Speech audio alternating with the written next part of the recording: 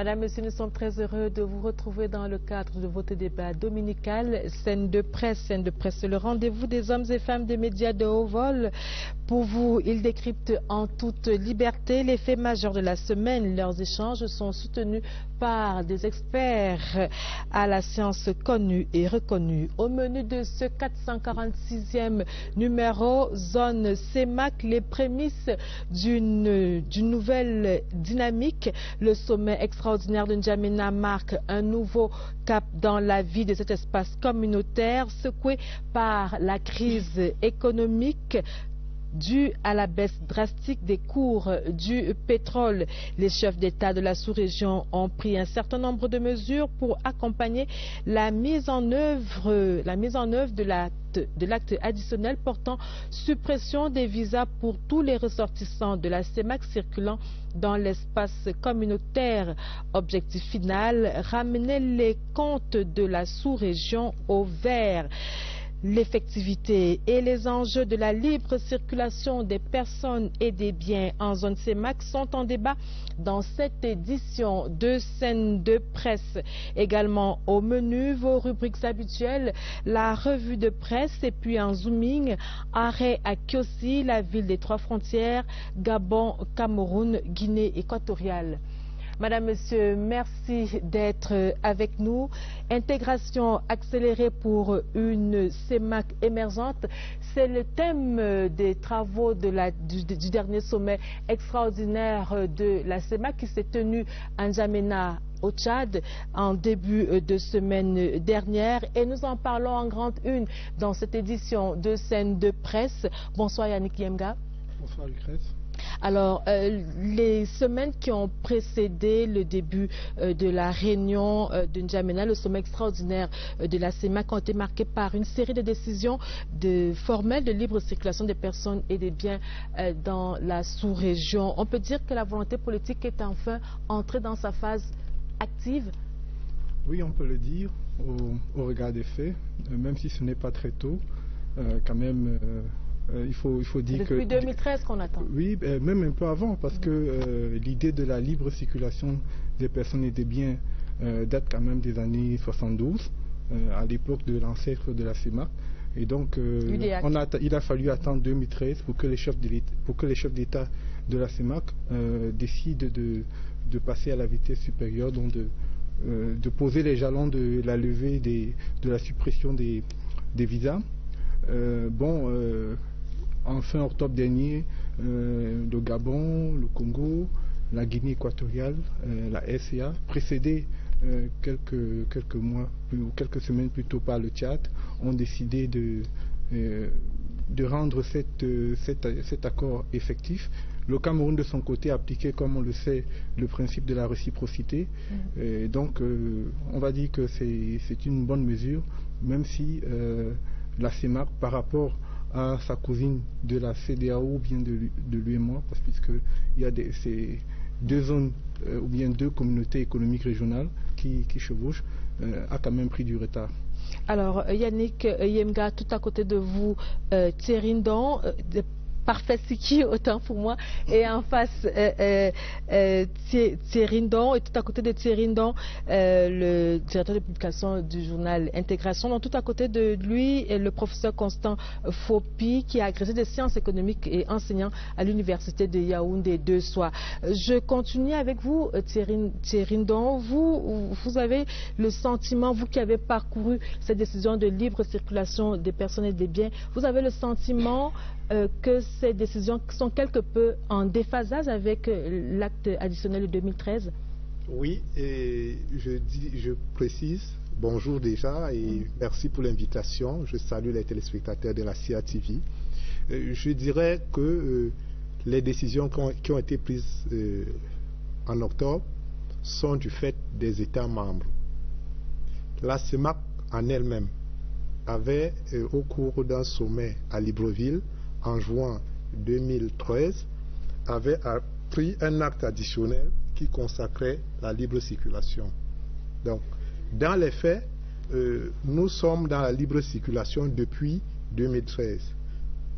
Mais on a bien constaté que certains pays avaient réussi l'exploit, disons-le comme ça, de renvoyer l'application de cet acte additionnel au calendrier grec. Aujourd'hui, ces États se réveillent. On a cité le Tchad, qui appliquait déjà, puisqu'il y avait déjà une libre circulation entre 4 États. On a cité le Tchad, le Congo, le Gabon, la Guinée équatoriale, mais on ne cite pas le Cameroun. J'ai vu une note du délégué général à la sûreté nationale qui donne des consignes à la police des frontières, allant dans le sens d'ouvrir les frontières aux citoyens de la sous-région. Mais qu'est-ce qui vous fait croire que certaines de ces décisions sont en déphasage avec l'acte additionnel? Alors, l'acte additionnel dit très bien que la suppression des visas aux ressortissants de la CEMAC circulant dans l'espace communautaire avec un document de voyage en cours de validité. On dit bien document de voyage. Et quand j'ai bien lu cet acte, le document de voyage peut être une pièce nationale d'identité, c'est-à-dire une carte nationale d'identité en cours de validité. Ça peut être un passeport. Quand vous lisez la note ou alors la décision d'un pays comme le Gabon, vous constaterez bien que c'est limité aux détenteurs, l'accès au territoire gabonais est limité aux détenteurs d'un passeport biométrique. L'accès sans visa. Oui, c'est de ça que nous parlons. Voilà, okay, oui, c'est de ça que nous parlons. L'accès sans visa aux citoyens est limité aux détenteurs d'un passeport biométrique ayant une validité d'au moins 3 mois. Donc, il y a déjà une limitation au niveau de ceux qui doivent voyager. Autre limitation qui est en déphasage avec l'acte additionnel, il y a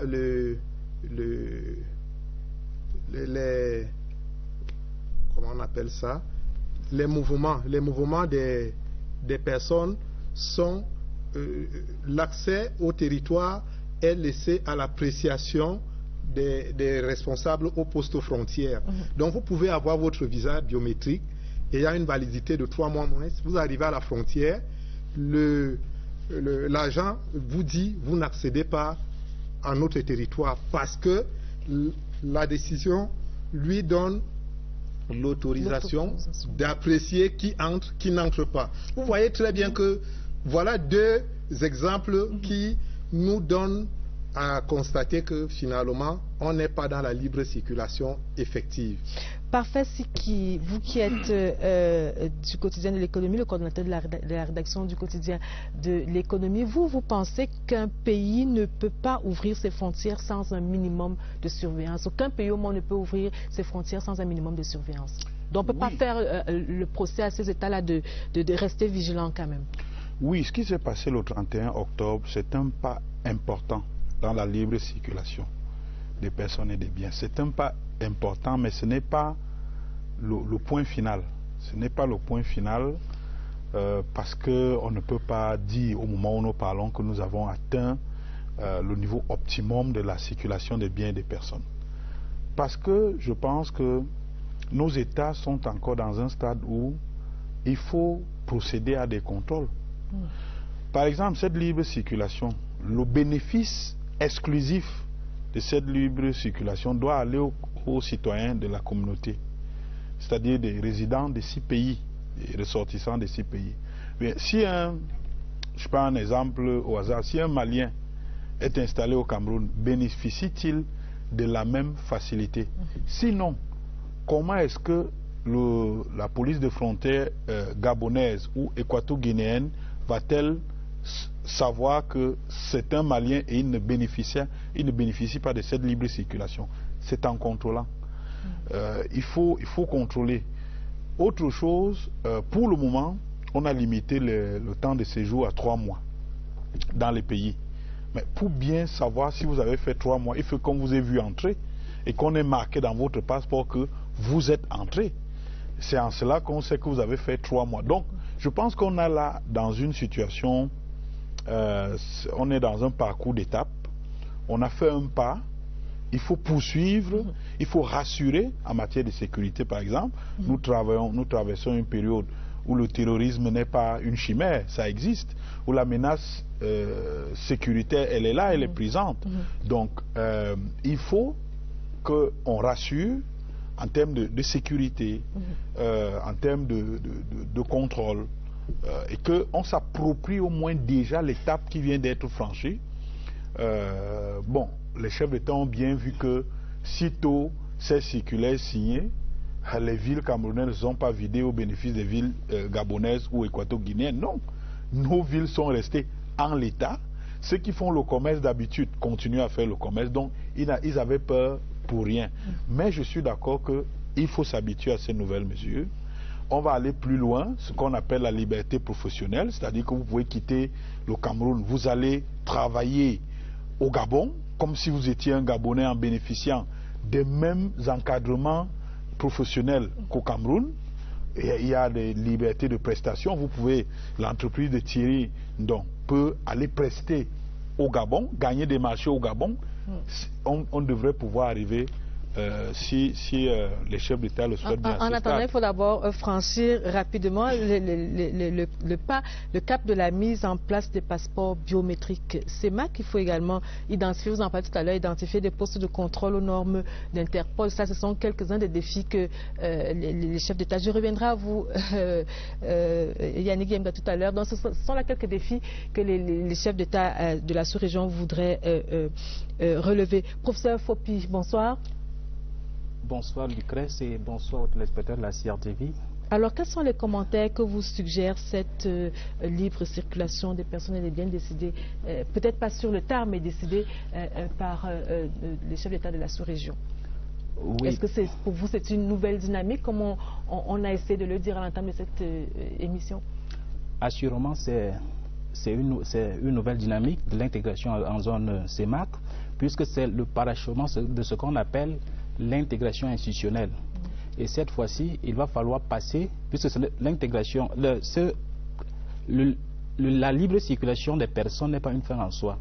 Nous y reviendrons. Ça achève l'intégration institutionnelle, et maintenant il va falloir amorcer l'intégration physique.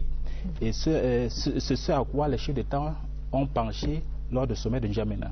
Ils ont déjà adopté la politique commune en matière d'énergie, puisque vous savez, en matière d'intégration, quand il y a une communauté s'intègre, il y a ce qu'on appelle le pôle industriel.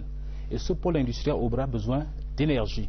Nous y reviendrons, professeur. Je voudrais savoir, est-ce que c'est une nouvelle dynamique ou alors c'est la conséquence logique de la crise économique qui secoue actuellement la sous-région? Les deux en même temps. Puisque Monsieur Ndong a évoqué tout à l'heure, l'acte additionnel a été signé le 25 juillet 1993. 2013. Il a fallu 2 ans plus tard. Et si vous voyez ce qui s'est passé dans la sous-région, l'actuelle la sous-région, les chefs d'État ont été obligés, avec les partenaires au développement, d'inscrire ça dans les mesures visant à résoudre la crise qui traversait la sous-région en décembre dernier. Et cette mesure a été réitérée au sommet extraordinaire, au sommet, cette fois-ci ordinaire de février, à Malabo. On a insisté qu'il faut qu'il y ait libre circulation des personnes en zone CEMAC. Et comme la réunion extraordinaire était là pour évaluer le parcours, évaluer les mesures déjà mises en place, il était de bon ton qu'avant cette échéance, que les autres pays membres de la CEMAC s'ajustent pour que tous les pays soit à jour en matière de libre circulation des personnes.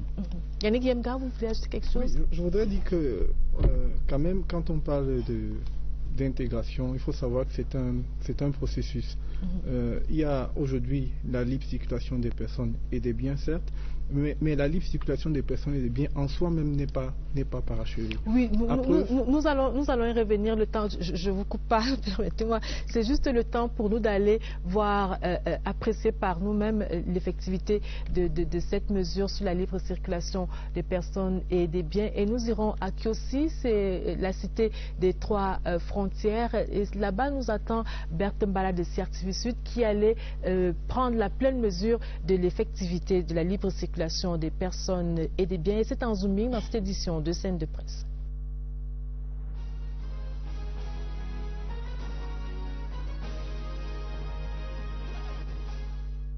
Poste frontière Cameroun-Gabon à Ekin, dans le département de la vallée du Ntem.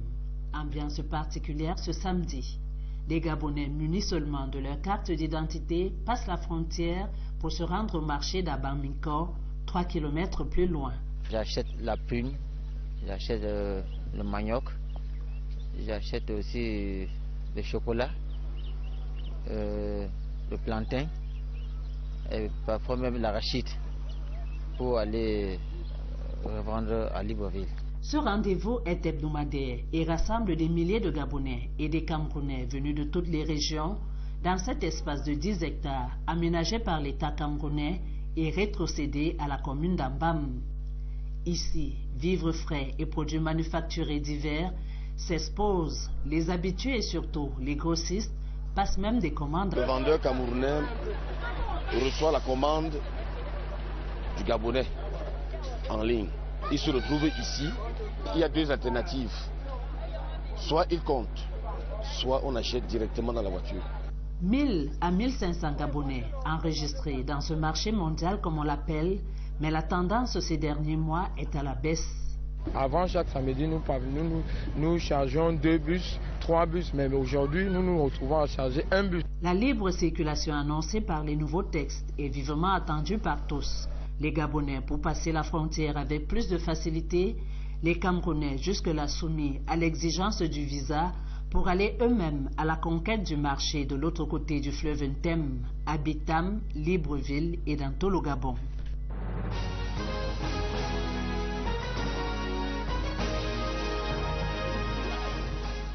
Berthe Mbala qui nous a ramené ce reportage là d'Abamiko, toujours dans la région du Sud. Alors, quelques-unes des décisions qui ont été prises par les chefs d'État de la sous-région. Il y a dans le siège, le siège du régulateur du marché financier régional qui sera désormais à Libreville au Gabon, et puis celui de la bourse des valeurs régionales à Douala. Il y a également cette décision d'annulation de 90% de la masse d'arriérés sur la taxe communautaire qui s'élevait déjà à 250 milliards de francs CFA, le prélèvement de 1,7 milliard de francs CFA du Fonds de développement de la communauté FODEC par la Banque des États de l'Afrique centrale pour le reliquat du Interpol au titre de la sécurisation des frontières de la CIMAC. Ce sont là quelques-unes des décisions qui ont été prises par les chefs d'État de la sous-région. Yannick Yemga, quelles sont les décisions qui vous semblent importantes dans ce train, ou alors quelles sont celles qui manquent à l'appel selon vous? Avant d'évoquer celle qui manque à l'appel, il y a une qui me semble importante et qui cadre avec ce dont nous parlions tout à l'heure quand nous évoquions les contingents sécuritaires. C'est le fait de pouvoir permettre à Interpol d'assurer la sécurité des personnes et des biens. Il faut savoir que l'application de cette libre circulation des personnes et des biens est entre guillemets conditionnée c'est-à-dire au respect des instruments, de la mise en place des instruments biométriques. Elle est conditionnée à l'échange des polices, la coordination des renseignements entre les polices. Elle est également conditionnée au respect de la législation sur le travail. Donc les 1,7 milliards qui seront débloqués par la Banque de développement des États de l'Afrique centrale devraient permettre à Interpol de mieux s'équiper pour que les mesures biométriques soient effectives. Maintenant, pour les mesures qui auraient dû être prises, autant pour moi, c'est que il vous souvient qu'en 2012, l'Union africaine a adopté le principe de la rationalisation des communautés économiques régionales. Ce principe-là supposait qu'on devait éviter qu'il y ait superposition des communautés économiques régionales. Or, en Afrique centrale, on en a deux. On a la CEMAC, on a la CEAC. C'est un problème parce que les États de la CEMAC sont aussi membres de la CEAC et donc contribuent au fonctionnement des institutions de la CEAC. C'est un problème parce que les projets intégrateurs ou les projets portés par la CEMAC sont parfois des projets qui sont aussi portés par la CEAC et qui sont financés par les mêmes bailleurs de fonds. Et donc, de mon point de vue, les chefs d'État de la CEMAC devraient aller dans le sens de la résolution de l'Union africaine qui est de créer une seule communauté économique régionale ou zone économique régionale. Il y a un autre aspect qui manque de mon point de vue à l'appel, c'est celui d'une véritable zone de libre-échange. Il faut savoir qu'avec une zone de libre-échange, on va booster les échanges ou bien le volume des échanges intracommunautaires qui est très faible. Bien qu'il soit en nette croissance, il est très faible comparé à notre cousin encore de l'UEMOA ou de la CEDEAO. Il faut savoir que du fait de cette faiblesse des échanges intracommunautaires, on crée moins de richesses, on crée moins d'emplois et forcément il y a moins d'intégration. Donc c'est noté parfait. Quelles sont les mesures qui vous semblent les plus importantes parmi celles qui ont été prises par les chefs d'État de la sous-région? Je crois que d'être parvenu à résoudre la question de la bourse, des valeurs mobilières de l'Afrique centrale est important parce que vous vous rappelez que c'est une question qui a pris une quinzaine d'années. Quinzaine d'années que deux bourses coexistent, une installée à Libreville, la bourse régionale, et l'autre ici à Douala, la DSX. Donc les chefs d'État sont enfin parvenus à quelque chose on va dire, de consensuel le 31 octobre. Le régulateur, qui est la Commission de surveillance des marchés financiers, COSUMAF, reste donc à Libreville. La bourse des valeurs mobilières de l'Afrique centrale sera installée à Douala, ce qui veut dire que normalement la DRX, qui était notre bourse, devrait être absorbée par la BVMAC, la Douala Stock Exchange. La Douala Stock Exchange.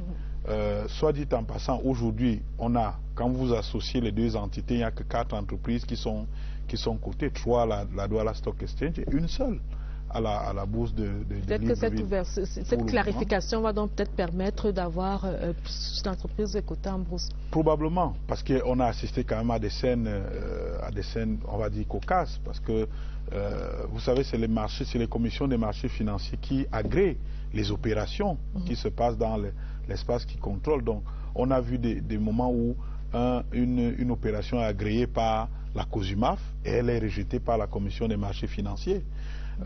Et vice-versa. Donc c'était un souci qui vient d'être réglé. Ça me semble très très important parce que enfin on peut avoir un marché financier rationalisé, pour ainsi dire, pour que les États puissent, les entreprises, pas seulement les États, les entreprises aussi puissent y accéder.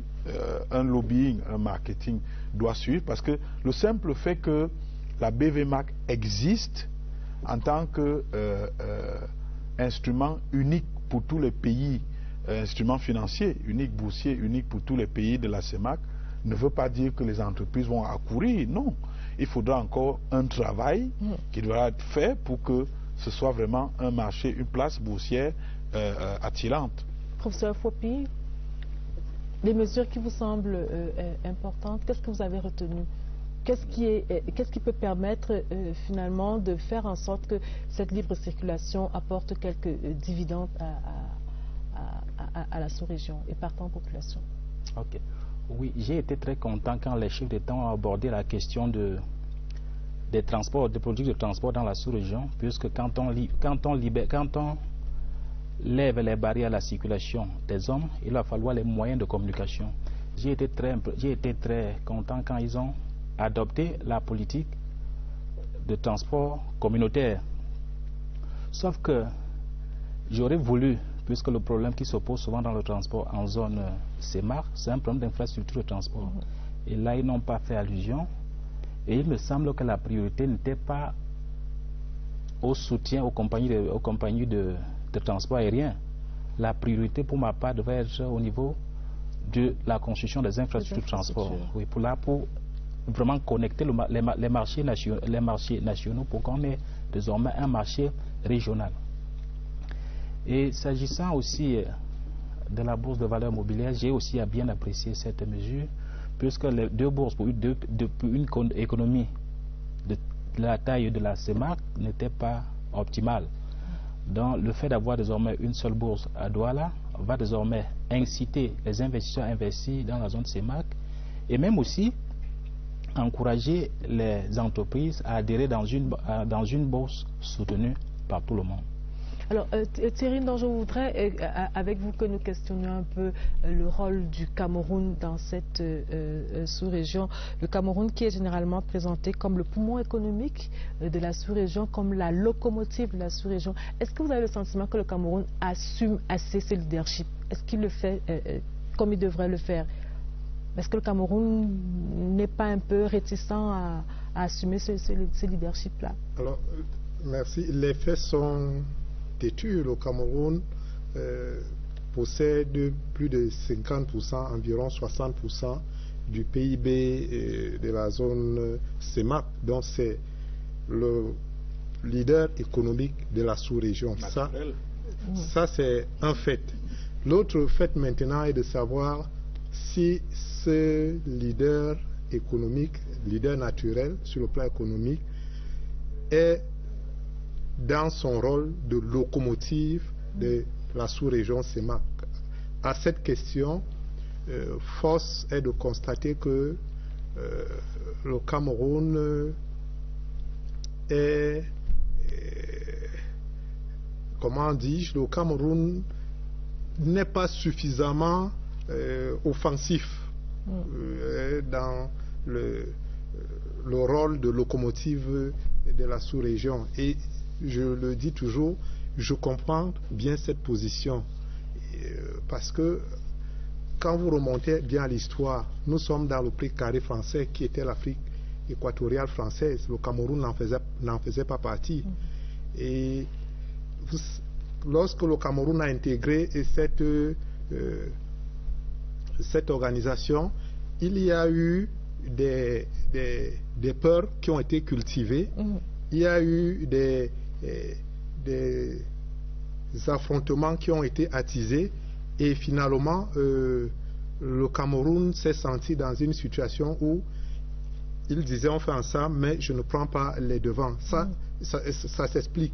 Mais aujourd'hui, avec ce qu'on voit, on a vu en N'Djamena, il est peut-être temps que ces leaders naturels monte au créneau. Alors lorsque vous dites leader naturel, la sous-région de l'Afrique centrale, de la zone CEMAC, c'est à peu près 44 millions d'habitants et le Cameroun à lui tout seul en a la moitié ou un peu plus de la moitié, Alors, et tout à côté il y a le grand voisin nigérian à peu près de 180 millions d'habitants. Quel est l'intérêt que le Cameroun a à faire permettez-moi l'expression, avec la zone CEMAC plutôt qu'à à essayer d'affronter le grand marché nigérien? Parfait, ce qui est je crois que on ne peut pas simplement faire un calcul commercial ou un calcul arithmétique pour savoir si on doit être avec l'un ou avec l'autre. Par le simple fait qu'ils partagent au moins la même monnaie, ce franc CFA Afrique centrale, ça oblige le Cameroun à se tourner vers les autres pays pour pouvoir travailler ensemble.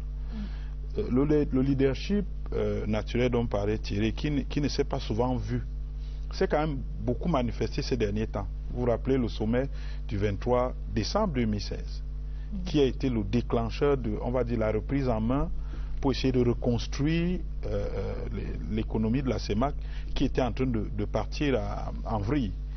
Et vous vous rappelez également que le 31 octobre, le président de la République du Cameroun, il ne le dit pas toujours, mais avec le président Idriss Déby, ils ont été les grands artisans des résolutions qui sont sorties de ce sommet-là. Le président Idriss Déby, en amont, parce qu'il a beaucoup pesé pour que, enfin, les chefs d'État demandent la signature des circulaires que l'on a vu dans plusieurs pays, mais vraiment sa responsabilité, son rôle est important là-dessus. Et pour le président, vous vous rappelez qu'il aurait pu simplement demander que la décision de la bourse soit prise en sa faveur. C'est-à-dire que, comme une fois en son absence, on avait décidé que la bourse régionale aille à Libreville, il aurait aussi pu demander à l'absence du président Ali Bongo que la bourse retourne là où elle n'aurait jamais dû ne pas partir. Donc, il a été un leader, on va dire un gentleman dans cette opération-là. Mais je pense qu'on ne peut vraiment pas faire de calcul arithmétique. Même si l'opportunité du Nigeria ne doit pas être écartée.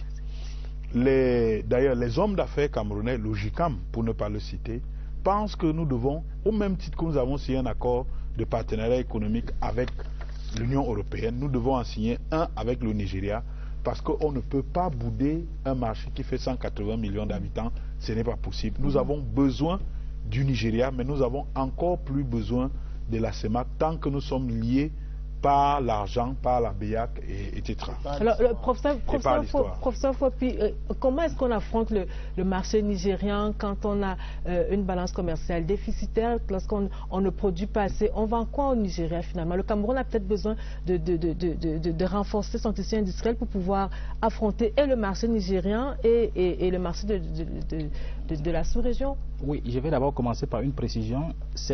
L'intégration en Afrique centrale ne veut pas pour autant dire qu'on va délaisser le partenaire nigérien. Nous sommes à la conquête du marché africain.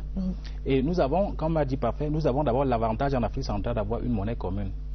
Et nous avons un grand pays, le voisin nigérien, qui est un pays qui a un marché important. Et nous pouvons, et un marché important, et son économie est plus diversifiée que la nôtre. Cet atout n'est pas à négliger. Et je soutiens même le GICAM qui défend souvent qu'on peut également établir une zone de libre-échange avec le Nigeria. Puisque de mon point de vue, le commerce qui se fait entre le Cameroun et le Nigeria peut même être plus important que ce que nous faisons avec l'Union européenne.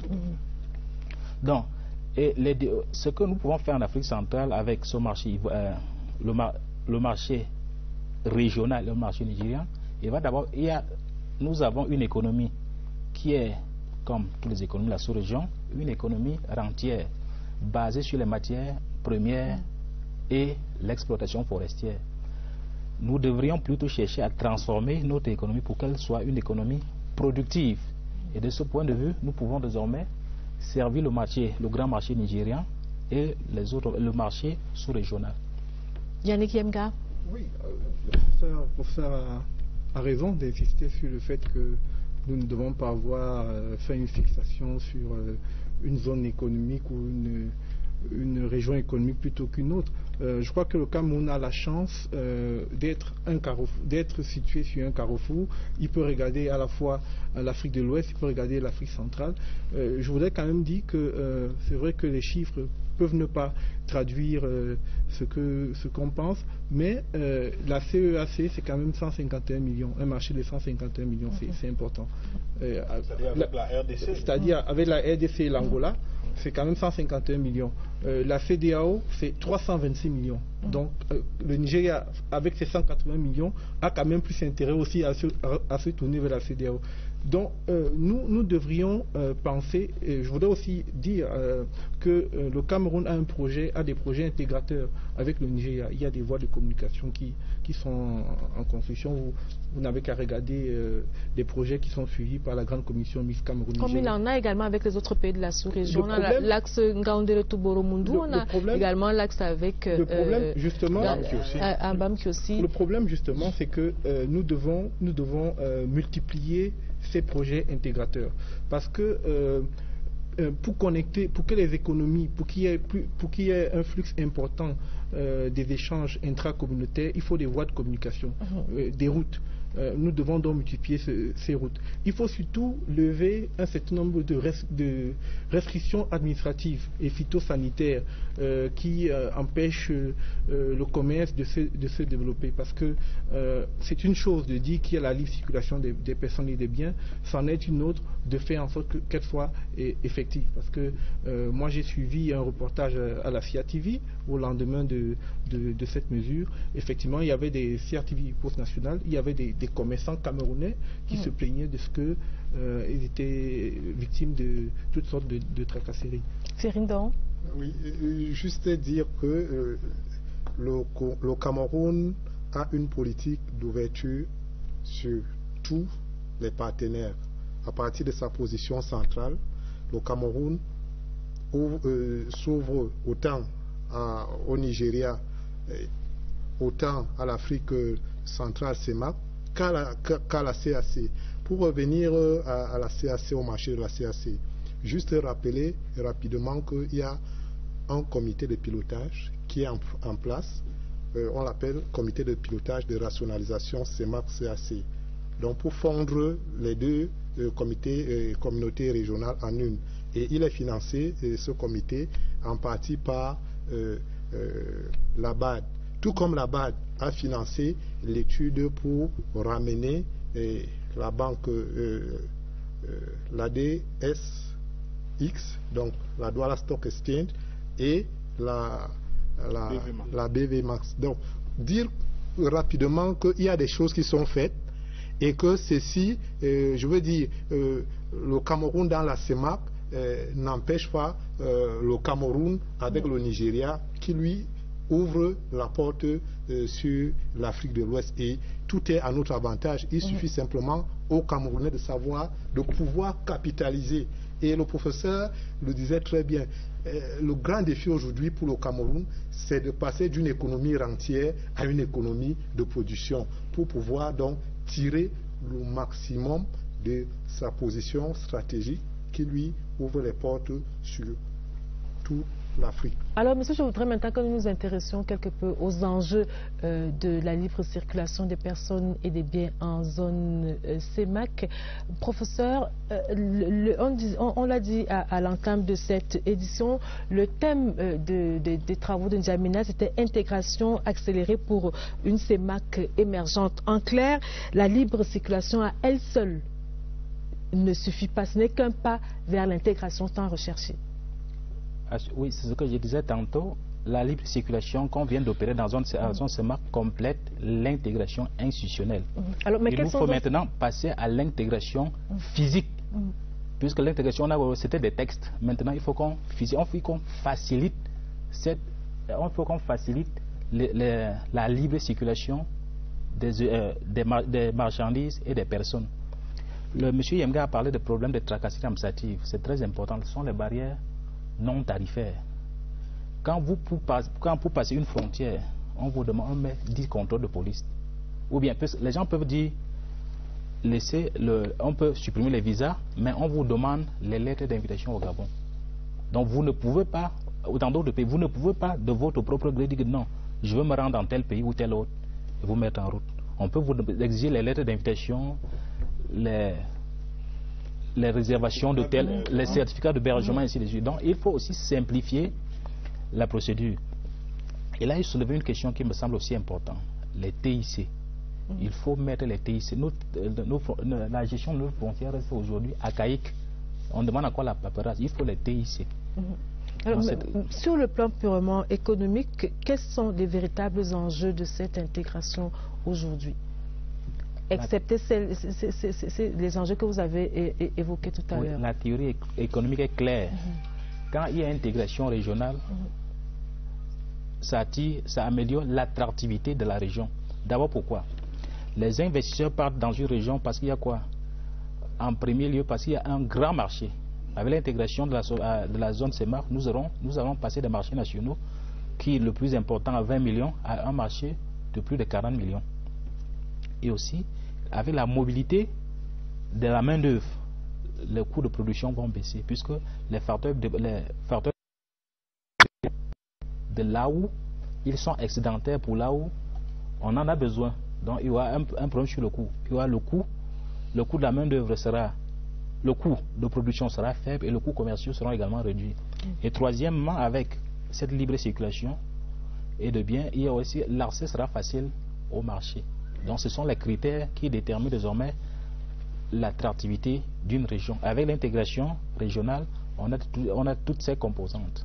Messieurs, nous allons marquer un autre arrêt dans cette édition de Scène de presse et nous allons écouter le colonel Didier Badjek, qui est le chef de la division de la communication au ministère de la Défense, qui nous parle, lui, des enjeux sécuritaires de la libre circulation des personnes et des biens, mais également du retour des ex-Boko Haram et de l'émoi ou alors de l'émotion que cela suscite au sein de la population de l'extrême nord. Le colonel Didier Badjek est en focus dans cette édition de Scène de presse.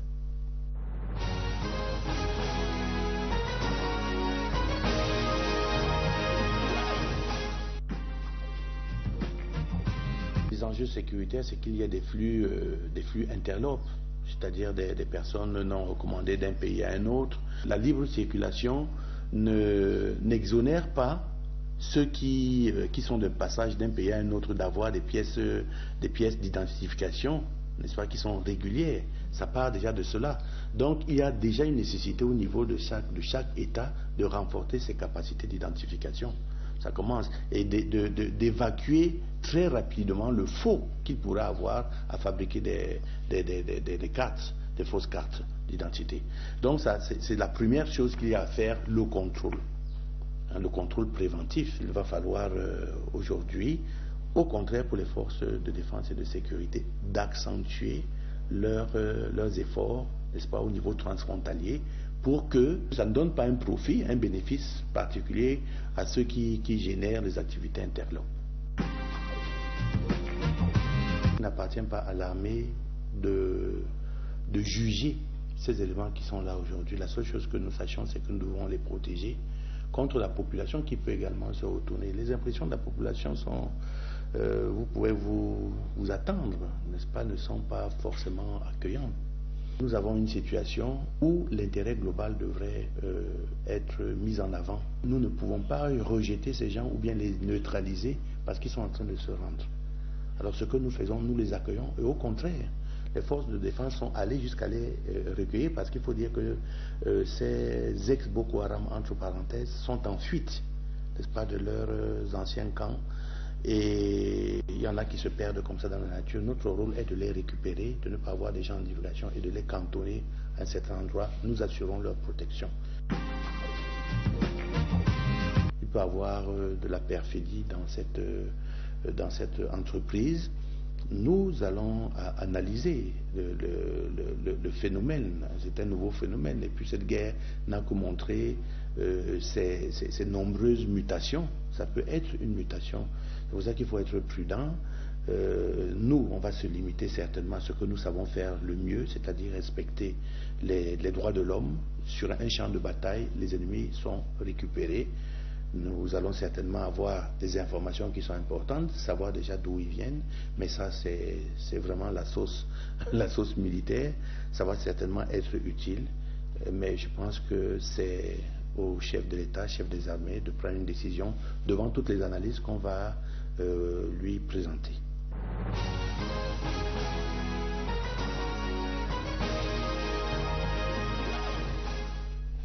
Nous continuons de parler des enjeux de la libre circulation des personnes et des biens en zone CEMAC. Parfait Siki, vous voyez plutôt des enjeux économiques et financiers, mais dans une sous-région où les échanges atteignent à peine 5%.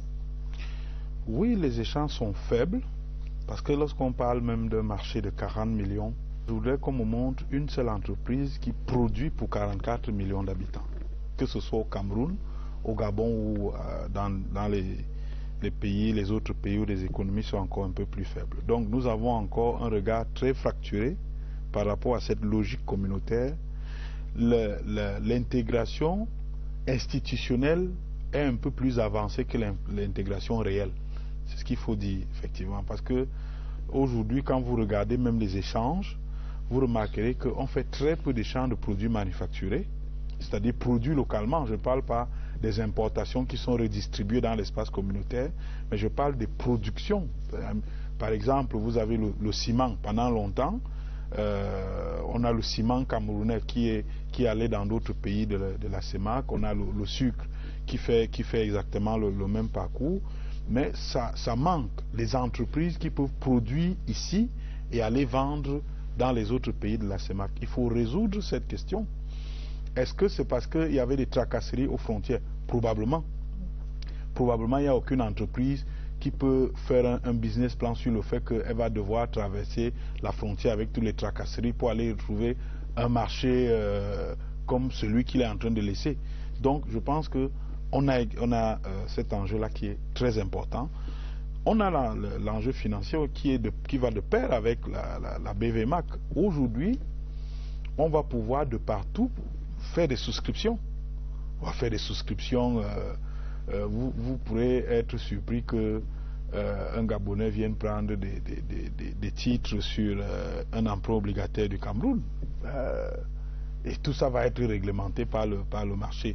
Donc, c'est cette ouverture d'esprit-là qu'il nous fallait. Vous savez, nous, on est des peuples de forêt et parfois les arbres nous empêchent de voir un peu plus loin que les pays de l'Afrique de l'Ouest, qui sont des pays de savane et du Sahel, et qui voient souvent très loin, ce qui, sur le plan anthropologique, les prédispose à anticiper sur un ensemble de choses, à aller plus loin que nous autres. Donc, on va devoir casser cette barrière naturelle et aller effectivement vers une intégration.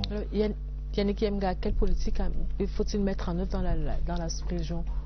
Moi, je voudrais quand même convoquer une sagesse d'un grand homme d'État que tout le monde connaît bien, Jacques Chirac, qui, à la veille de la présidentielle de 2002, voyant le Front National monter, avait prévenu en disant qu'il ne faut pas que la peur de l'autre l'emporte sur le besoin de l'autre. On a évoqué un certain nombre de restrictions qui peuvent être des entraves à l'intégration sous-régionale et donc à l'émergence de la CEMAC. Moi, je voudrais quand même insister sur le fait qu'il faut que tous les États soient au même niveau en matière de compréhension de l'équilibre qu'il faut entre la préservation de la sécurité et la création de la richesse. C'est-à-dire qu'il faut que la mobilité des hommes soit effective, que la mobilité des marchandises soit effective. Quand on parle d'effectivité, c'est-à-dire que on peut, par exemple, j'ai parlé tout à l'heure des mesures phytosanitaires. On a vu ce qui s'est passé avec certains États du Nord où on dit, bon, écoutez, c'est ouvert, mais quand vous amenez vos marchandises, pour les raisons phytosanitaires, on vous dit, bon, on ne peut pas vous permettre d'entrer sur le territoire. Ça c'est bien. L'autre chose que je voudrais dire, c'est que, effectivement, nous devons nous appuyer sur les exemples qui marchent. Dans la CEDEAO, on a pris conscience de ce que les marchandises en transit devraient avoir un régime un peu spécial. Chez nous aussi, il faudrait qu'on pense à ce type de choses, parce que un pays comme le Tchad, qui n'a pas de port, qui n'a pas accès à la mer et qui doit utiliser le territoire camerounais pour accéder, pour avoir ses marchandises sur son sol, il serait quand même dommage pour ce pays-là que une telle réglementation vienne les priver de la pleine jouissance de cette libre circulation des personnes et des biens. Donc, à mon avis, les deux doivent aller de pair, c'est-à-dire que la prise en compte des enjeux sécuritaires de l'heure et aussi la prise en compte du retard économique que nous avons pour qu'on puisse parler véritablement de libre circulation des personnes et des biens dans le contexte que nous connaissons. Alors, professeur Fopi, comme viennent de le souligner Parfait Siki et Yannick Yemga, pour pouvoir échanger dans un espace, il faut avoir des choses à échanger. Or, dans le cas d'espèce, on n'a presque rien excepté le Cameroun qui s'essaye à l'industrialisation. On n'a rien à acheter de l'autre côté. On n'a rien à envoyer au Cameroun. Qu'est-ce qu'il faut faire à ce niveau-là? Oui, c'est vrai que pour l'instant, la production est suffisante. Mais avec les barrières à la libre circulation des hommes et des biens, les signaux étaient brouillés. La sous-région n'était pas attractive. À partir du moment où les gens vont constater que désormais, c'est un terrain propice pour faire les affaires, les marchandises, vous pouvez produire au Cameroun et vendre à Libreville sans problème, produire à Libreville et vendre au Congo sans problème, ça peut attirer les investisseurs. Mais le problème justement, professeur, c'est cette production-là qui ne satisfait pas encore la demande nationale même et qui n'est même pas transformée. Oui, je suis d'accord. Ou alors transformée de manière embryonnaire. Je suis d'accord avec vous que nous avons une crise d'offres. Même nos propres besoins, nous n'arrivons pas à les satisfaire, malgré nos potentialités. Et l'intégration l'intégration ne peut pas aggraver. L'intégration va donner des signaux positifs, que ça, ce n'est plus un milieu hostile pour faire les affaires, mais un milieu propice. Donc ça va améliorer l'attractivité de la sous-région. Et les investisseurs nationaux et internationaux pourront investir en zone CEMAC. Et j'ai insisté tout à l'heure sur la question des infrastructures. C'est une priorité, puisque pour que les gens se déplacent, il va falloir qu'il y ait des voies de communication. Il faut que les transports de masse soient effectifs. Donc c'est l'une des régions que j'attendais de chef de l'État. Malheureusement, ils n'ont pas accordé beaucoup d'attention. Mais l'intégration, quand l'intégration sera effective, même sans production au départ, ça peut attirer, ça peut améliorer l'attractivité de la sous-région et les gens pourront désormais investir. Thierry-Ndong. Je pense que la problématique est celle de la transformation de nos économies. Nous avons hérité des économies coloniales, disons-le comme ça, qui avaient organisé le système de pompage des ressources naturelles de la colonie vers la métropole, et en retour, la métropole fabriquait des produits manufacturés qui leur revendaient à la colonie. Aujourd'hui, l'enjeu est de briser, moi j'appelle ça ce cercle vicieux qui continue à nous rendre si faibles et qui peut expliquer les deux crises économiques que nous avons vécues depuis les années 80. Si nous réussissons à partir, il a dit ici, des économies de rente à des économies productives, eh bien, avec les besoins identifiés... Ça fait beaucoup de si, quand même. Oui. En fait, l'intégration, c'est cet ensemble. Et il a parlé de processus. On ne décrète pas du jour au lendemain, d'une baguette magique, l'intégration. Il y a un travail de fond à faire. Si vous voulez que des opérateurs économiques camerounais puissent vendre au Gabon, il faut bien que nos économies cessent d'être ce que je disais tout à l'heure, qu'on aille dans ces pays-là identifier, d'ailleurs on connaît, mais qu'on réussisse, et c'est là tout l'enjeu de cette... C'est entendu, parfait, c'est que je voudrais quand même vous interroger sur un autre aspect, celui qui concerne les accords de partenariat économique. On parle de libre circulation de personnes et de biens dans un contexte où l'accord régional n'a pas encore été signé. Oui, c'est un problème. Le communiqué des chefs d'État est sur ce plan-là très politique, très diplomatique. On demande de manier le tarif extérieur commun avec prudence. Alors, je ne sais pas très bien ce qu'ils ont mis le contenu de ce mot prudence dans ce contexte-là, parce que il faut dire les choses telles qu'elles sont de façon simple. Le Cameroun a un accord bilatéral avec l'Union européenne qui lui permet aujourd'hui de laisser les produits de l'Union européenne entrer sur son territoire en franchise de douane. Premier groupe 50%, deuxième groupe 15%. Alors quand ces produits sont au Cameroun, comment vont-ils faire pour ne pas franchir la frontière, aller au Tchad, en RCA, en Guinée équatoriale, au Gabon ou au Congo? C'est un problème qu'il faut régler, parce que vous ne pouvez pas avoir deux régimes différents dans le même espace. Il faut régler cette question. J'ai également une préoccupation, c'est que dans le réveil, on va dire, dans la reconstruction de l'économie globale de la CEMAC, il y a quand même ces programmes qui ont été signés avec le Fonds monétaire international. 4 pays l'ont fait, se sont mis, on va dire, sous diète, sous contrôle, et il y a 2 autres qui ne l'ont pas encore fait, mais qui, entre-temps, continuent donc à aller mettre en péril les réserves monétaires des pays de l'Afrique centrale. Ces 2 pays, c'est la Guinée équatoriale et le Congo, qui n'ont pas encore signé d'accord avec le Fonds monétaire international. Donc, vous voyez les fragilités, les hypothèques qui peuvent encore attaquer cet espace communautaire. J'ai donc dit qu'il y avait cet accord qui n'est pas signé par 2 pays, mais également ce que j'avais dit précédemment, c'est 2 hypothèques et il va falloir travailler non plus la liberté de circulation, mais la prison des mentalités qui nous empêche d'évoluer. En quelques secondes, s'il vous plaît. Sur les APE, c'est que les APE, comme on le sait, sont négociés avec des communautés économiques régionales. Dans le cas d'espèce, c'est entre l'Union européenne et la communauté économique des États de l'Afrique centrale, et non la communauté économique et monétaire d'Afrique centrale, la CEMAC. Donc, il faut bien, à un moment donné, qu'on prenne compte de la réalité et qu'on décide de fusionner ces communautés économiques régionales.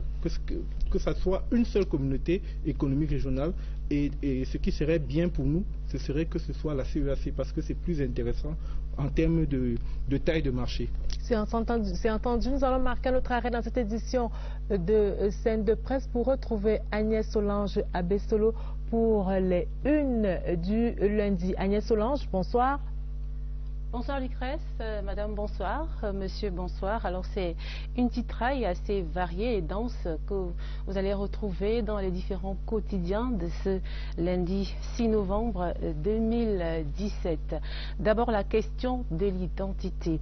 Alors comment reconnaît-on un Camerounais si la distinction est possible? Donc bien évidemment l'interrogation fait la une du journal L'Essentiel en ce début de semaine qui constate que les Camerounais s'intéressent de plus en plus à leur identité culturelle, confrontée depuis un certain temps à s'intensifier dans un groupe. Lobby hebdomadaire fait le lien avec la crise anglophone tout en soulignant la plus-value d'un esprit camerounais constitutif. Afrique-Orient généralise et fait savoir les tensions intercommunautaires ne sont pas l'apanage du Cameroun, vivre ensemble ou mourir seul. Le titre à la une donc de ce magazine qui rappelle les situations sociopolitiques revues entre plusieurs pays d'Afrique, de l'Orient et de l'Asie. À l'instar du Kurdistan et de l'Irak, vivre ensemble semble donc être de plus en plus à l'épreuve des revendications sécessionnistes selon ce même journal. Pourtant, sur le plan économique, de petites avancées pour le Cameroun, mais 3 points de suspension, certainement encore des efforts à fournir, selon Écho mensuel, qui dresse un bilan peu élogieux mais discutable du climat des affaires au Cameroun. À lire également l'expertise du docteur Viviane Ondoa-Biolé sur le programme FMI. Qu'est-ce qui va changer concrètement? C'est la grande question. Une esquisse de réponse à lire dans les colonnes du Financier d'Afrique qui présente donc en sus le programme économique et financier du Fonds monétaire international. Le FMI satisfait des réformes au Cameroun et au Gabon. C'est le titre à la une de votre journal. Terminons avec mutation en politique qui titre scénario. Et s'il n'était pas candidat en 2018, au moment où l'on célèbre l'accession à la magistrature suprême du président Paul Biya. Voilà donc Lucrèce pour les unes de ce lundi 6 novembre 2017. Moi, je vous donne rendez-vous en kiosque. Bonsoir. Rendez-vous en kiosque. Merci Agnès Solange Abessolo. Messieurs, nous sommes parvenus au terme de cette édition de Scène de presse. Merci à toutes les équipes techniques et rédactionnelles. La presse quitte la scène. Merci, bonsoir.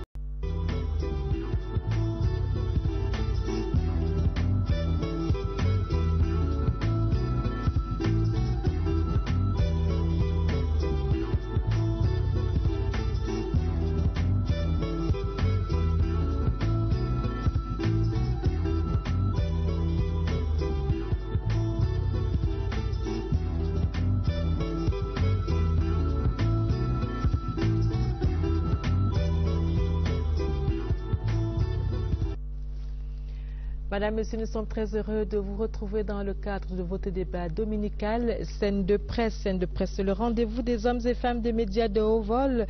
Pour vous, ils décryptent en toute liberté les faits majeurs de la semaine. Leurs échanges sont soutenus par des experts à la science connue et reconnue. Au menu de ce 446e numéro, zone CEMAC, les prémices d'une nouvelle dynamique.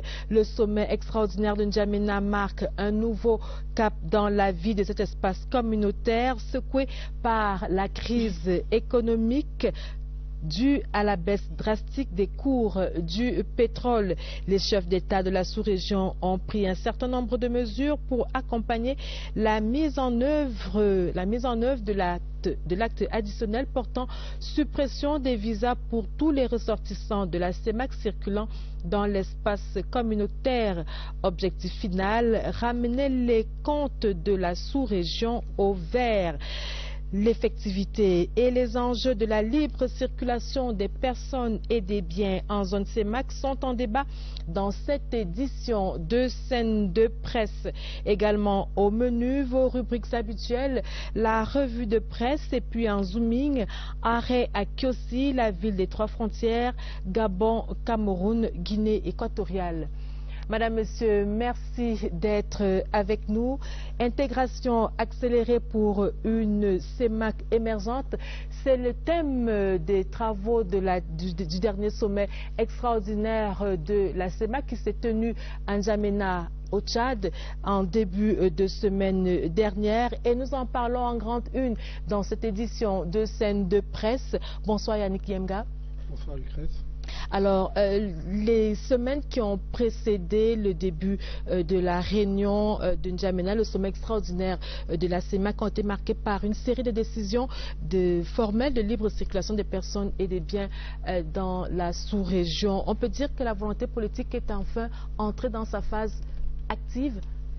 Oui, on peut le dire au regard des faits, même si ce n'est pas très tôt, quand même...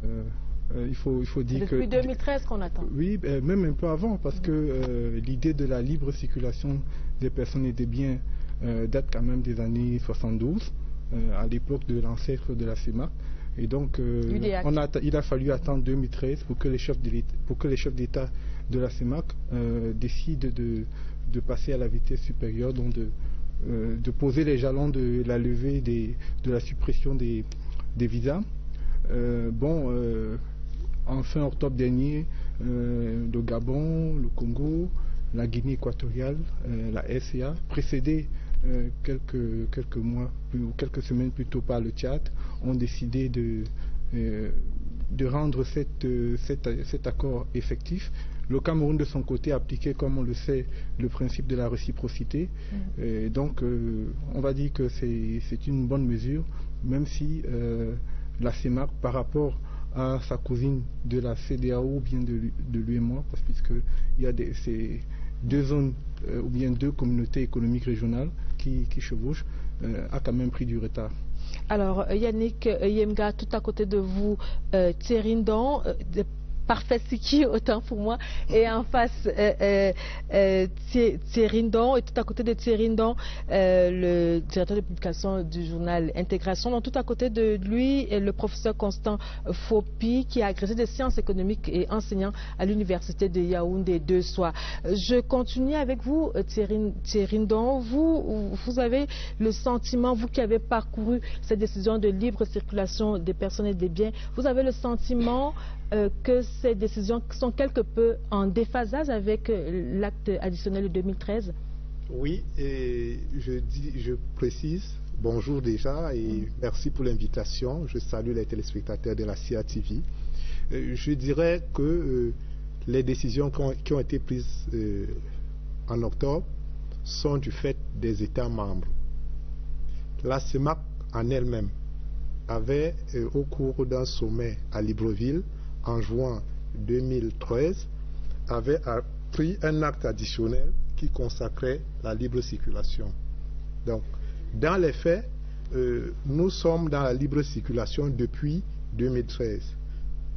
Mais on a bien constaté que certains pays avaient réussi l'exploit, disons-le comme ça, de renvoyer l'application de cet acte additionnel au calendrier grec. Aujourd'hui, ces États se réveillent.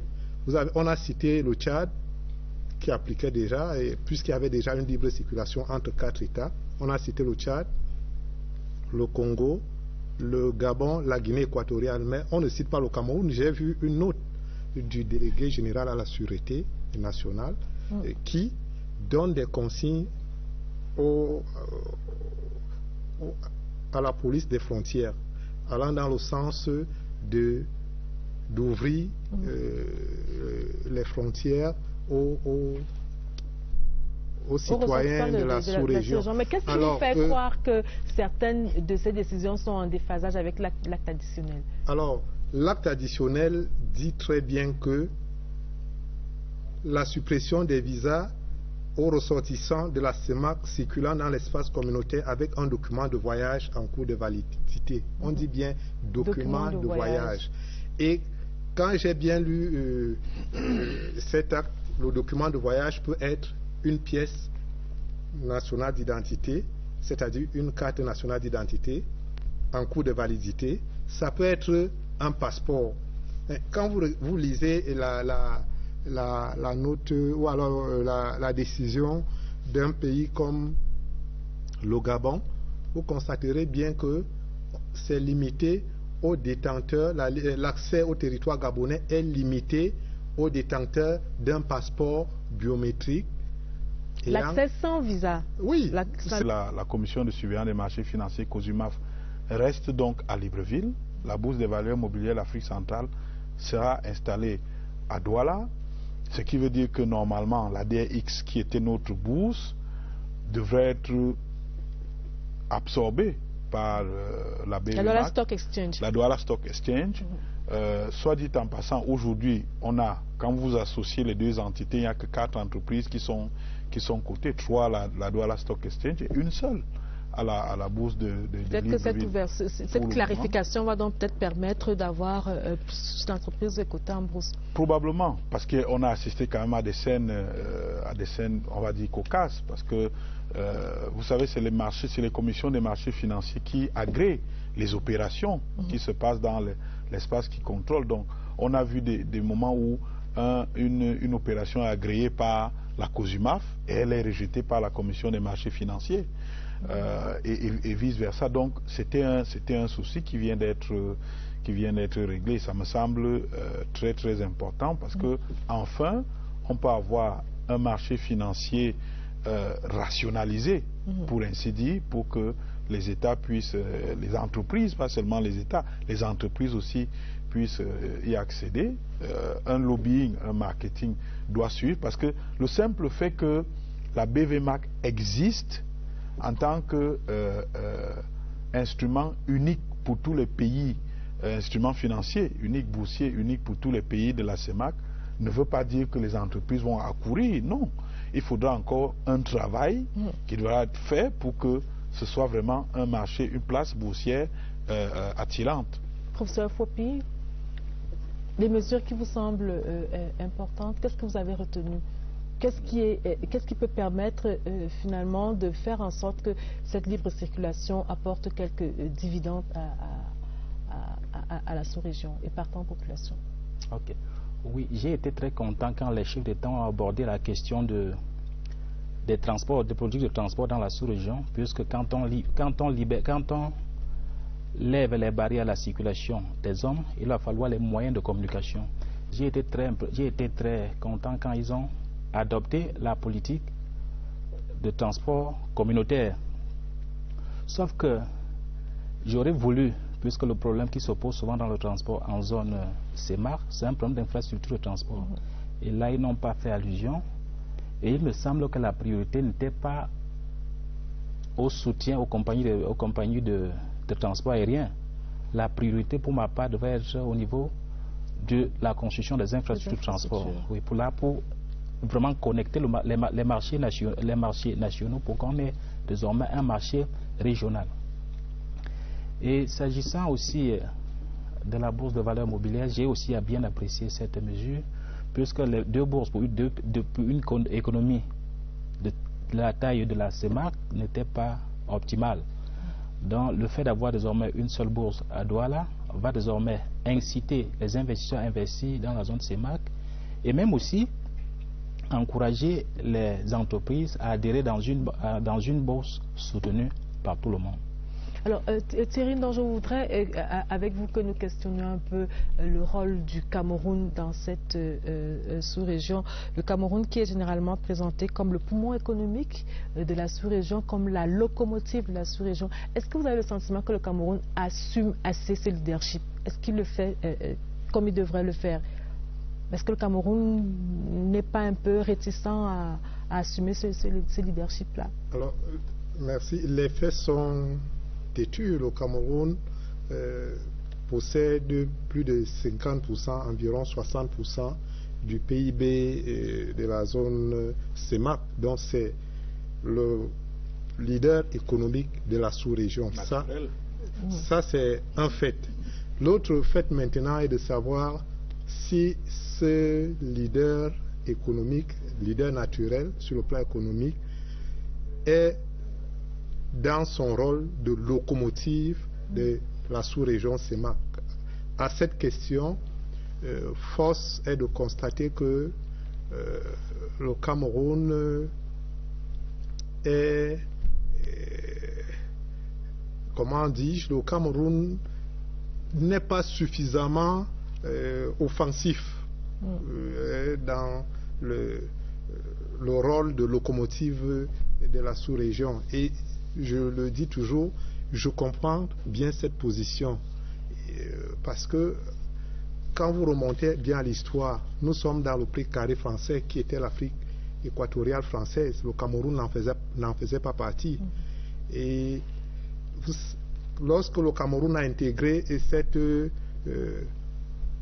cette organisation, il y a eu des peurs qui ont été cultivées.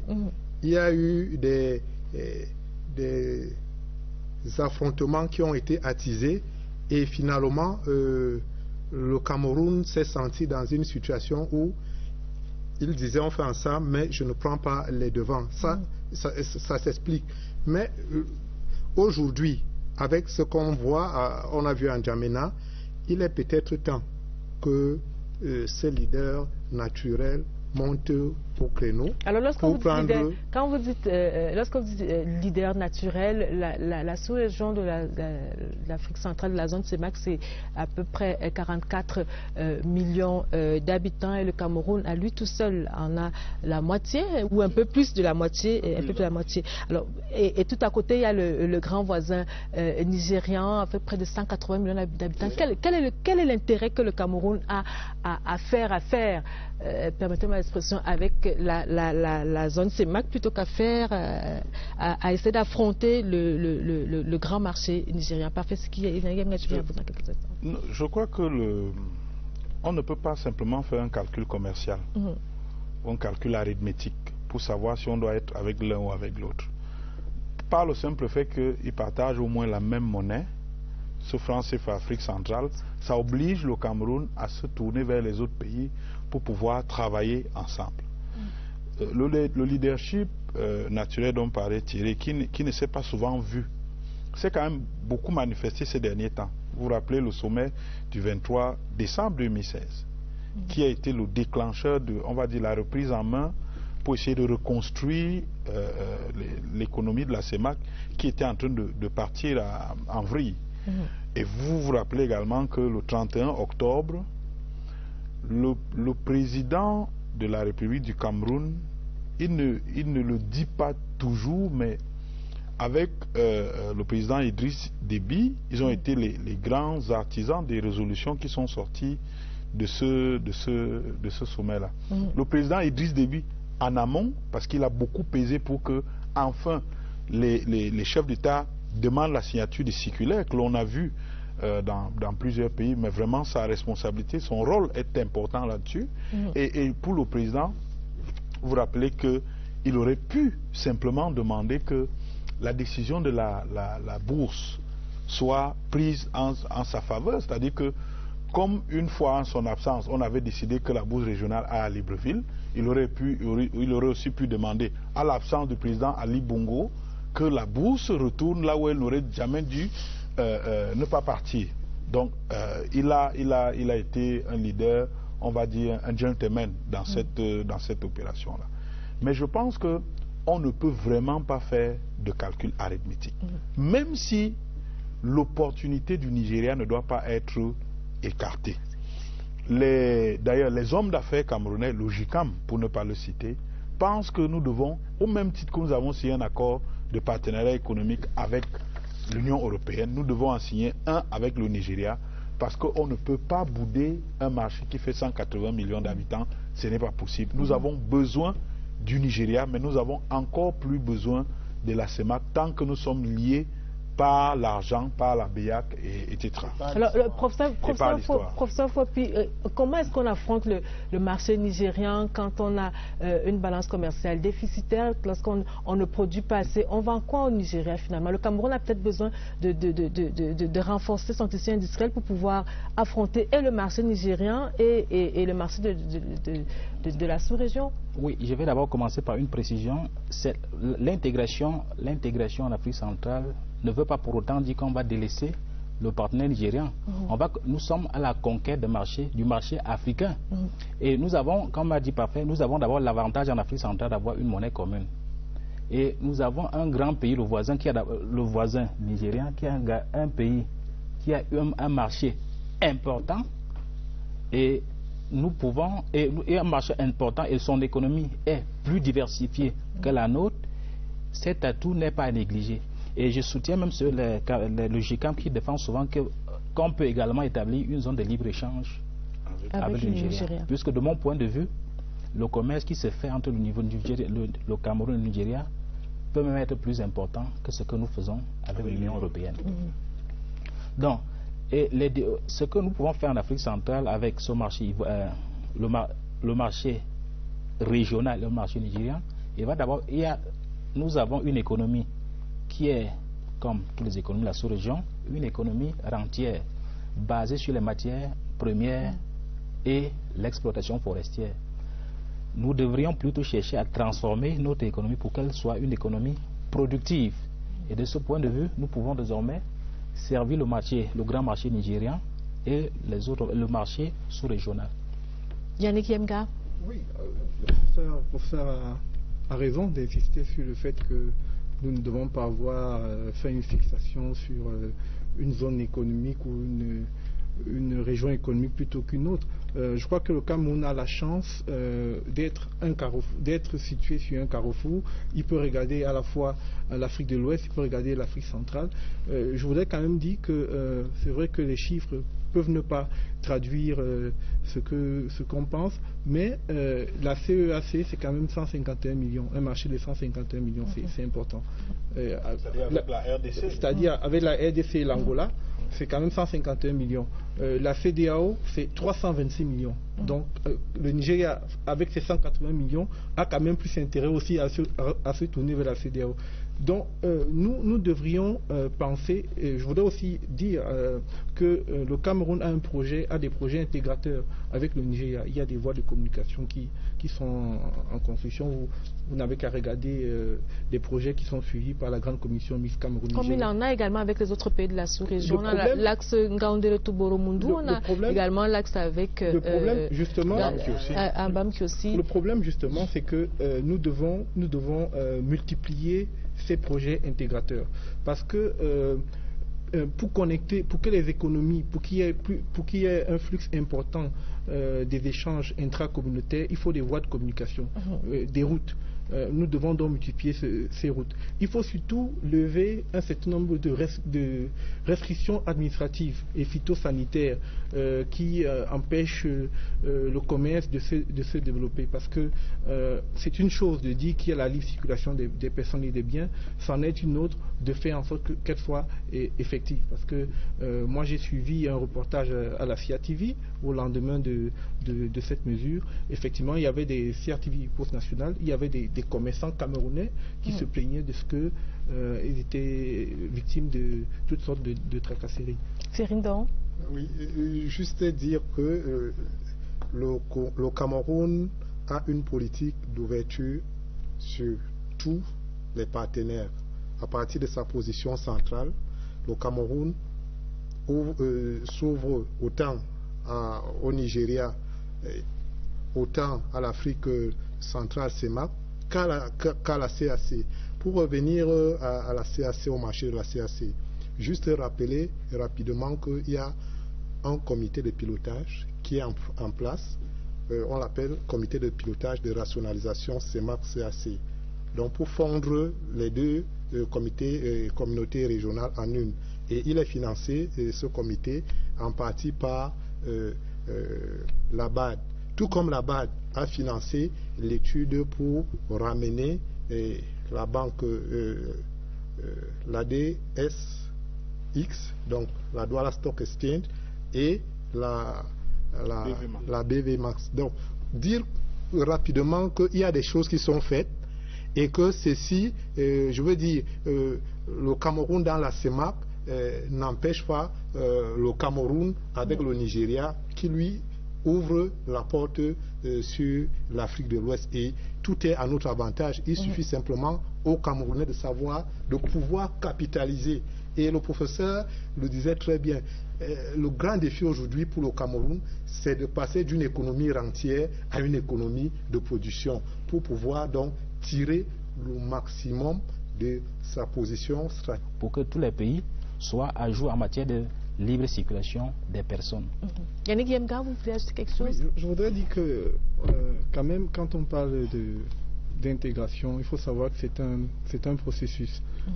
Il y a aujourd'hui la libre circulation des personnes et des biens, certes, mais la libre circulation des personnes et des biens en soi-même n'est pas parachevée. Oui, nous allons y revenir. Le temps, je vous coupe pas, permettez-moi. C'est juste le temps pour nous d'aller voir, apprécier par nous-mêmes l'effectivité de cette mesure sur la libre circulation des personnes et des biens. Et nous irons à Kiossi, c'est la cité des trois frontières. Et là-bas, nous attend Berthe Mbala de CRTV Sud qui allait prendre la pleine mesure de l'effectivité de la libre circulation des personnes et des biens. Et c'est en zooming dans cette édition de Scène de presse.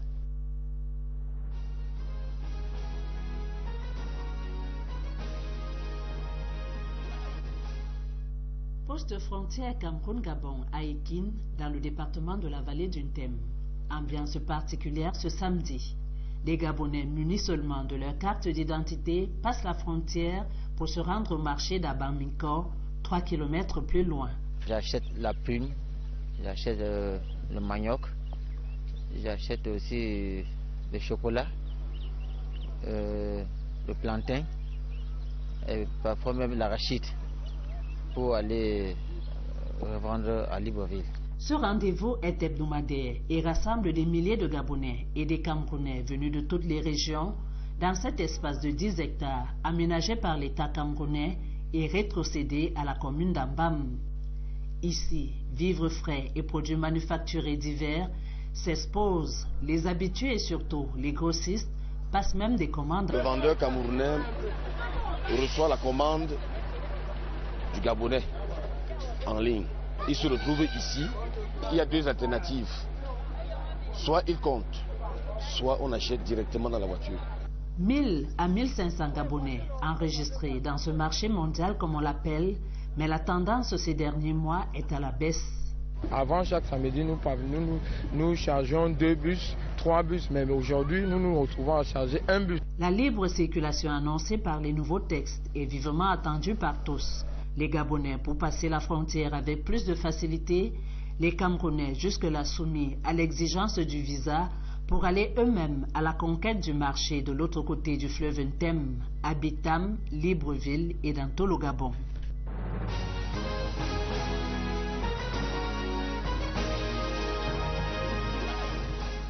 Berthe Mbala qui nous a ramené ce reportage sur la Bamingor, toujours dans la région du Sud. Alors, quelques-unes des décisions qui ont été prises par les chefs d'État de la sous-région. Il y a dans le siège du régulateur du marché financier régional qui sera désormais à Libreville au Gabon, et puis celui de la bourse des valeurs régionales à Douala. Il y a également cette décision d'annulation de 90% de la masse d'arriérés sur la taxe communautaire qui s'élevait déjà à 250 milliards de francs CFA. Le prélèvement de 1,7 milliard de francs CFA du Fonds de développement de la communauté FODEC par la Banque des États de l'Afrique centrale pour le reliquat du Interpol au titre de la sécurisation des frontières de la CIMAC. Ce sont là quelques-unes des décisions qui ont été prises par les chefs d'État de la sous-région. Yannick Yemga, quelles sont les décisions qui vous semblent importantes dans ce train, ou alors quelles sont celles qui manquent à l'appel selon vous? Avant d'évoquer celle qui manque à l'appel, il y a une qui me semble importante et qui cadre avec ce dont nous parlions tout à l'heure quand nous évoquions les contingents sécuritaires. C'est le fait de pouvoir permettre à Interpol d'assurer la sécurité des personnes et des biens. Il faut savoir que l'application de cette libre circulation des personnes et des biens est entre guillemets conditionnée c'est-à-dire au respect des instruments, de la mise en place des instruments biométriques. Elle est conditionnée à l'échange des polices, la coordination des renseignements entre les polices. Elle est également conditionnée au respect de la législation sur le travail. Donc les 1,7 milliards qui seront débloqués par la Banque de développement des États de l'Afrique centrale devraient permettre à Interpol de mieux s'équiper pour que les mesures biométriques soient effectives. Maintenant, pour les mesures qui auraient dû être prises, autant pour moi, c'est que il vous souvient qu'en 2012, l'Union africaine a adopté le principe de la rationalisation des communautés économiques régionales. Ce principe-là supposait qu'on devait éviter qu'il y ait superposition des communautés économiques régionales. Or, en Afrique centrale, on en a deux. On a la CEMAC, on a la CEAC. C'est un problème parce que les États de la CEMAC sont aussi membres de la CEAC et donc contribuent au fonctionnement des institutions de la CEAC. C'est un problème parce que les projets intégrateurs ou les projets portés par la CEMAC sont parfois des projets qui sont aussi portés par la CEAC et qui sont financés par les mêmes bailleurs de fonds. Et donc, de mon point de vue, les chefs d'État de la CEMAC devraient aller dans le sens de la résolution de l'Union africaine qui est de créer une seule communauté économique régionale ou zone économique régionale. Il y a un autre aspect qui manque de mon point de vue à l'appel, c'est celui d'une véritable zone de libre-échange. Il faut savoir qu'avec une zone de libre-échange, on va booster les échanges ou bien le volume des échanges intracommunautaires qui est très faible. Bien qu'il soit en nette croissance, il est très faible comparé à notre cousin encore de l'UEMOA ou de la CEDEAO. Il faut savoir que du fait de cette faiblesse des échanges intracommunautaires, on crée moins de richesses, on crée moins d'emplois et forcément il y a moins d'intégration. Donc c'est noté. Parfait. Vous, quelles sont les mesures qui vous semblent les plus importantes parmi celles qui ont été prises par les chefs d'État de la sous-région? Je crois que d'être parvenu à résoudre la question de la bourse, des valeurs mobilières de l'Afrique centrale est important parce que vous vous rappelez que c'est une question qui a pris une quinzaine d'années. Une quinzaine d'années que deux bourses coexistent, une installée à Libreville, la bourse régionale, et l'autre ici à Douala, la DSX. Donc les chefs d'État sont enfin parvenus à quelque chose on va dire, de consensuel le 31 octobre. Le régulateur qui est... C'est de ça que nous parlons. Voilà, oui, c'est de ça que nous parlons. L'accès sans visa aux citoyens est limité aux détenteurs d'un passeport biométrique ayant une validité d'au moins 3 mois. Donc, il y a déjà une limitation au niveau de ceux qui doivent voyager. Autre limitation qui est en déphasage avec l'acte additionnel, il y a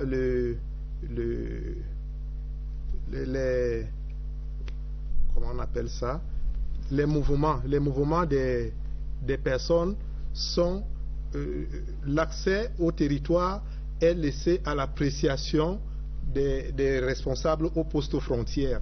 Donc vous pouvez avoir votre visa biométrique ayant une validité de 3 mois moins. Si vous arrivez à la frontière, l'agent vous dit vous n'accédez pas à notre territoire parce que la décision lui donne l'autorisation d'apprécier qui entre, qui n'entre pas. Vous voyez très bien que voilà 2 exemples qui nous donnent à constater que finalement on n'est pas dans la libre circulation effective.